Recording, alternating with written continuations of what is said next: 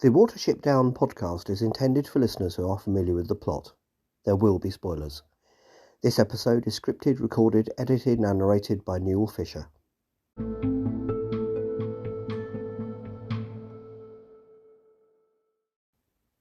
Hello, and welcome to the Watership Down podcast episode 157, in which we will be looking at Season 3, Episode 5 of the TV series and Episode 31 of the series overall, The Secret of Redstone. This episode is being recorded on a leap year. I merely mention that out of interest, as this may well be the only time that is possible. As I have said before, the natural lifespan of this podcast may be limited, and who knows what I will be doing as a podcaster 4 years from now. Anyway, let's see how things are going at Redstone Warren.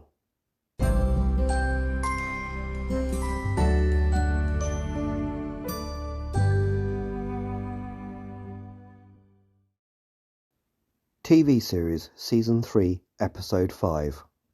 The Secret of Redstone. The 31st episode of the Watership Down TV series was first broadcast in Canada on the 9th of October 2001. It was written by Mary Crawford and Alan Templeton, and its German title was Woundwort in a Trap. There will be a link to the episode in the notes.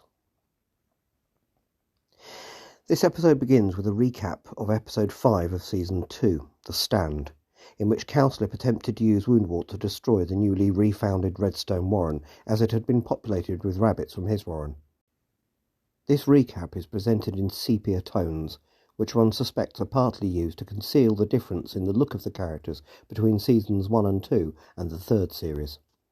It also hints that what lies ahead may involve Redstone and Woundwort.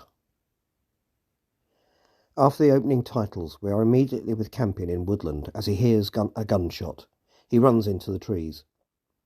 Then we see the Watership Down Owsler running along the canal. More gunshots, and we see the lower half of a human walking along the canal with a large bag and chains slung over his shoulder. Hazel orders the Owsler to scatter and meet up at Redstone Warren. As they run into undergrowth, the man raises a shotgun and fires at them. It has been an eventful opening to the episode. Pipkin and Blackberry escape together. In the background we see the Redstone Warren of Season 3, which now resembles a fully formed stone circle with a dolmen at its centre. Pipkin begins to ask Blackberry why humans are so awful to rabbits, but she places a paw over his mouth. We hear growling nearby. As they hide, a fox passes close by. It is clearly hunting. They wonder what has happened to Redstone. Hazel and Primrose join them, followed by Bigwig and Fiver. Hazel says to stay sharp until they find out what is going on. As they arrive at Redstone, they are greeted by Hickory and Marigold, who seem to have swapped colouring for Season 3, Hickory now being the darker of the two. Hickory is also no longer voiced by Kiefer Sutherland, who was by now playing Jack Bauer in Season 1 of 24, a bit of a career change to say the least. Hickory and Marigold say that Redstone has fallen on hard times and that it is best to get underground before explaining. As they make their way underground, Hickory and Marigold tell the Watership Down rabbits about the man who stalks the woods hunting and setting traps, and that the Allil have returned. But they still prefer this to the Warren of the Shining Wires. A small distance away, in Woodland now, are Woundwort and Vervain. Woundwort has been detecting rabbit tracks everywhere, but Vervain points out that the only warren nearby is the abandoned plague warren of Redstone. Woundwort has his doubts about that with all these tracks. Redstone might be worth another visit.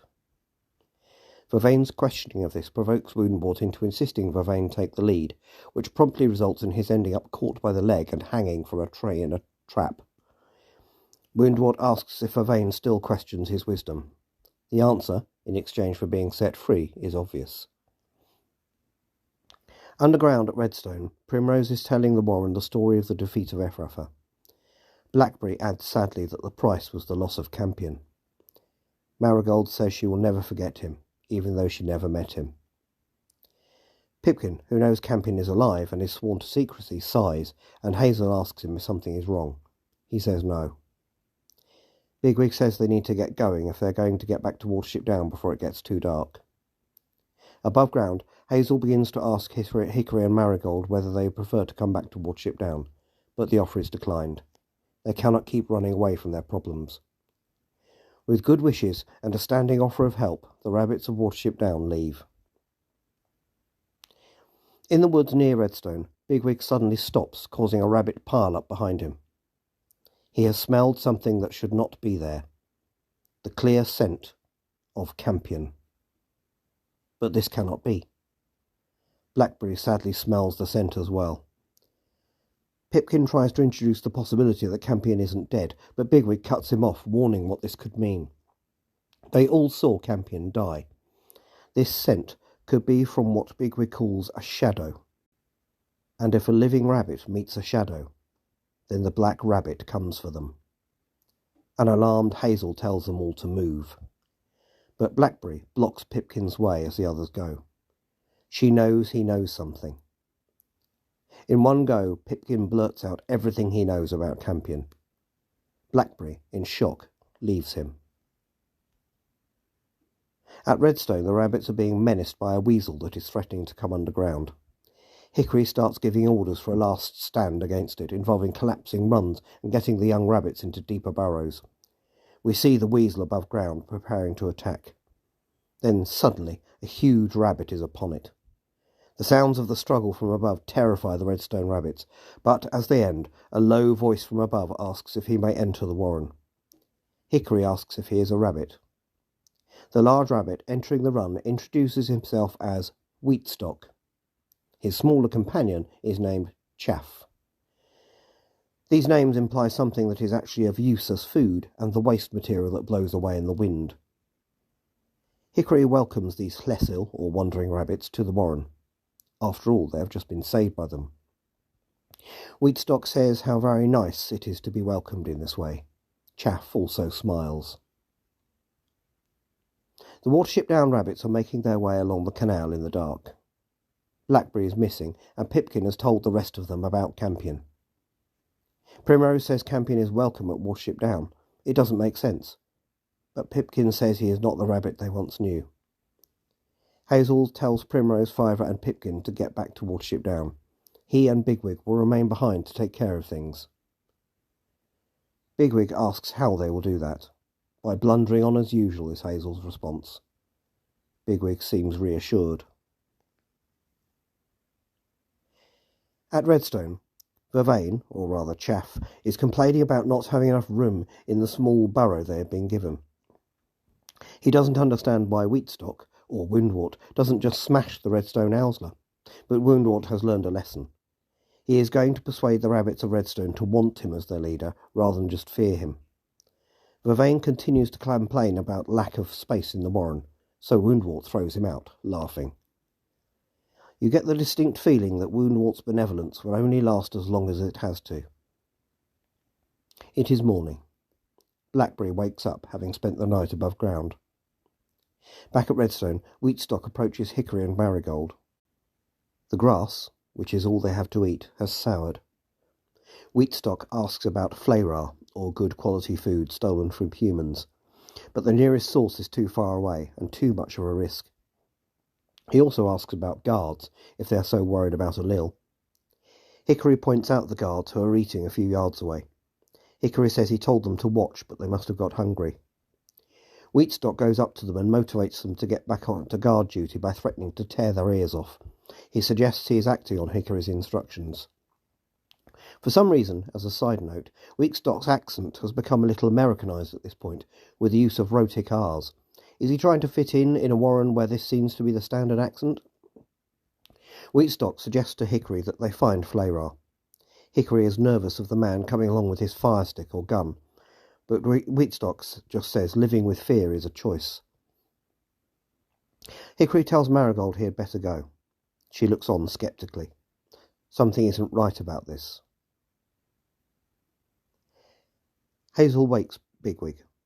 Blackberry still hasn't returned to where they have waited for her, presumably the last place where they saw her. They need to search for her.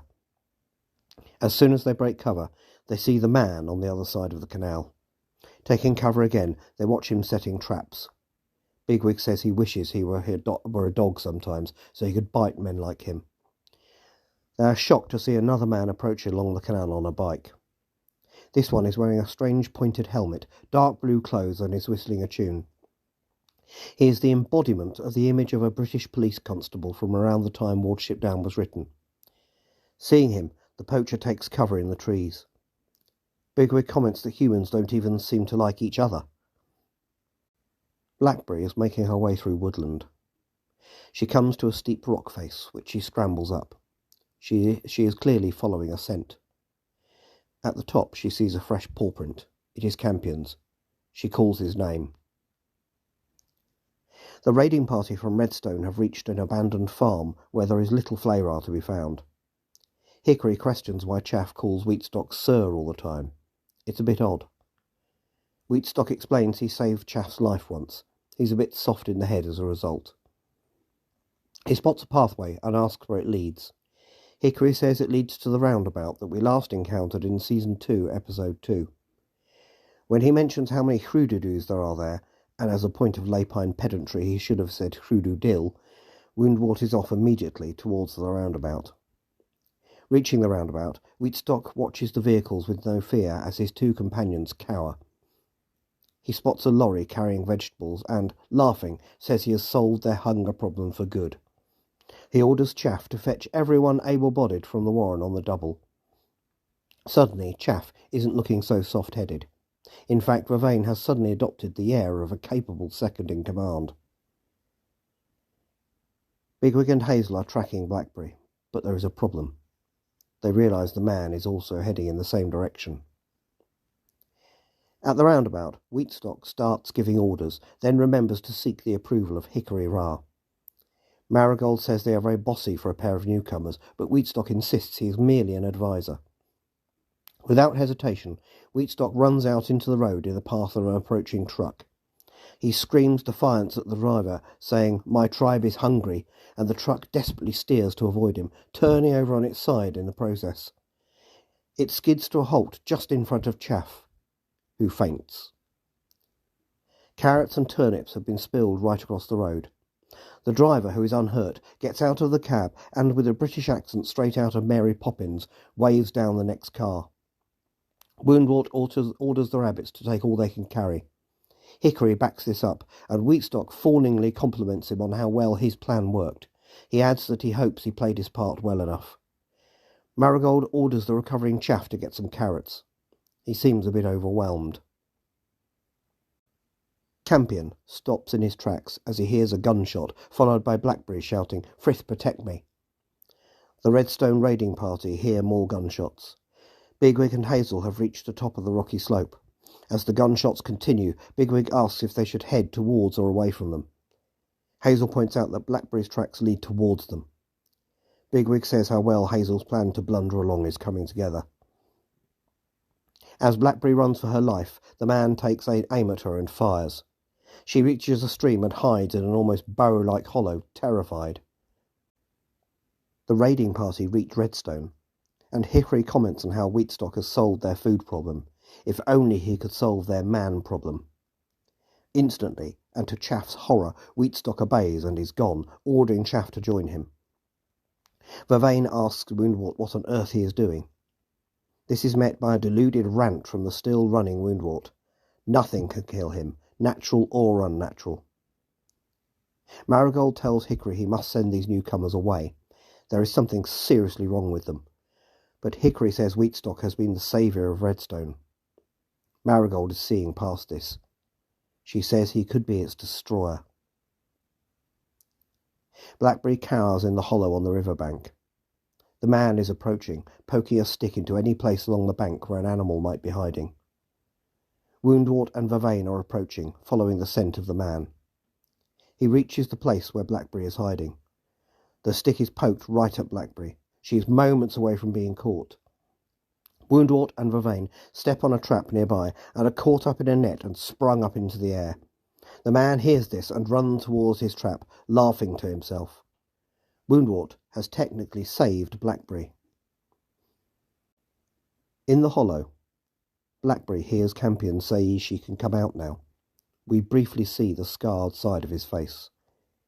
Blackberry is delighted to see him, but Campion tells her she must go now. Blackberry says she loves him, but Campion insists she loves someone else, who died in the caverns beneath Watership Down.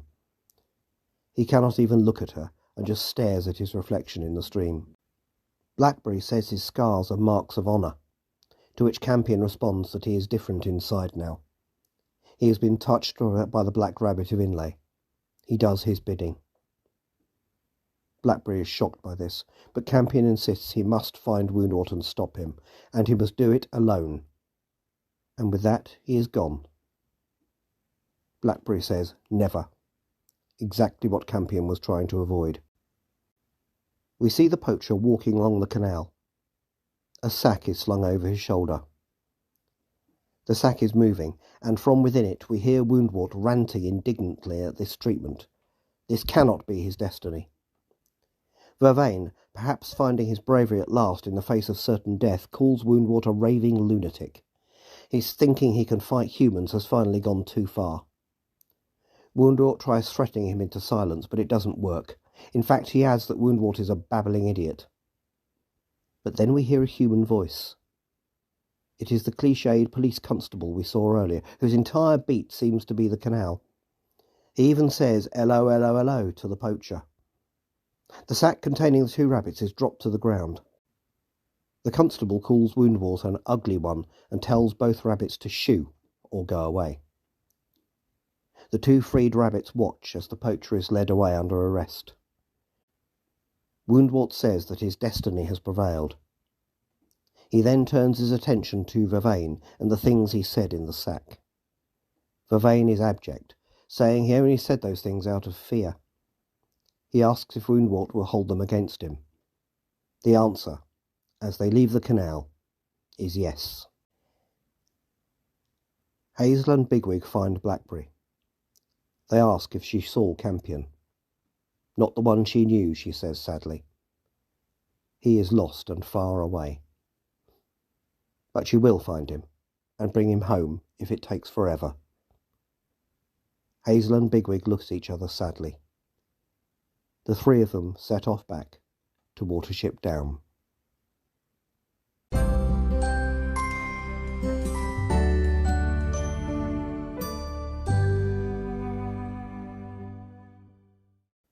Is it canon? The title of this episode is confusing, as the only secret revealed in it, that Campion is still alive, just happens to happen near Redstone, and it is this event that I have chosen for the episode image. The German title is even stranger, as it refers to an event at the end of the episode, the trapping of Woundwort. Or is the German for Woundwort in a trap close enough to Woundwort sets a trap to make the title ironic? Not from what I can see on Google Translate. Any comments from German speakers would be welcome.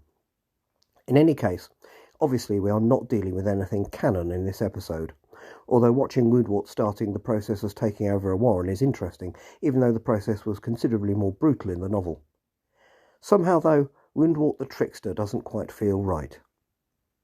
For me, though, his and Campion's brief foray in a poacher's sack is worth it for the comedy value alone, and this is the only time ever that my sympathies have lain with a rabbit poacher. As an illustration of this Woundwort's increasing disconnection from reality, it is perfect, and Vervain's freely expressed opinions of his master are a joy to hear. However, the shock of being caught by a human seems to have the effect of refocusing Woundwort on what he was trying to do at Redstone, unfortunately for them. So, canon? No. An interesting part of this narrative? Absolutely.